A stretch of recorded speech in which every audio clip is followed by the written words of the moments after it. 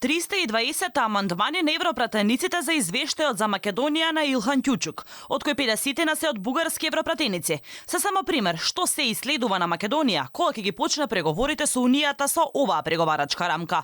Предупредуваа дел од експертите.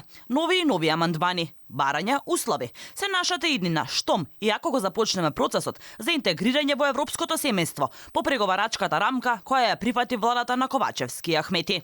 Поранешниот амбасадор Ѓорчев за Алфа вели дека ова е доказ дека начинот кој го избравме да преговараме е тотално погрешен. Ова што се случува сега во Европскиот парламент е само доказ дека еден начинот на кој што е избран да преговараме со Европската унија, при што имаме услов, еден билатерален договор да не биде услов за преговори и таму уште да имаме одредба дека секоја година ќе треба да подпишеме во делот на историско-образовните прашања да ја пренапишуваме нашата историја или да имаме туторство во нашиот образовен систем. Можни се не 50, можни се 500 амандмани и секогаш ќе имаме пречка и токму затоа јас повеќе години говорам дека овој начин на преговори со Европската унија прифаќајќи нешто што е двоен стандард, нешто што не припаѓа кон стандардите на Европската унија, нема да одведе Македонија никаде, туку ќе бидеме закочени токму со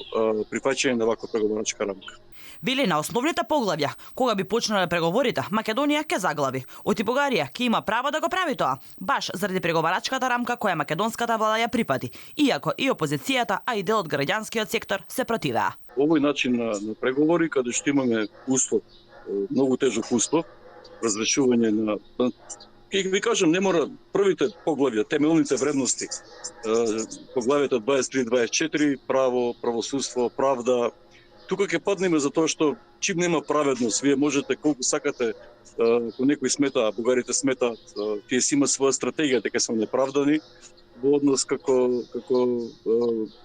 македонските граѓани со бугарска самосвест дека се неправдани во Македонија, дека нашата историја е фалсификат на бугарската историја и ред други прашања, дека нашиот образовен систем мора да се смени. Можни се илјадници амандмани и перманентно кочење нашиот преговарачки процес со Европската унија. Токму за можностите колку пати Бугарија може да не стави рампа, зборува и поранешниот заменик министер за надворешни работи на Бугарија, кој јасно кажа дека на секое поглавје тие може да стават блокада. Ако Македонија утре ги започне преговорите за влез во Европската унија, таа нема да стане членка во следните 10 години, а Бугарија ќе има можност 35 пати да го запре овој преговарачки процес.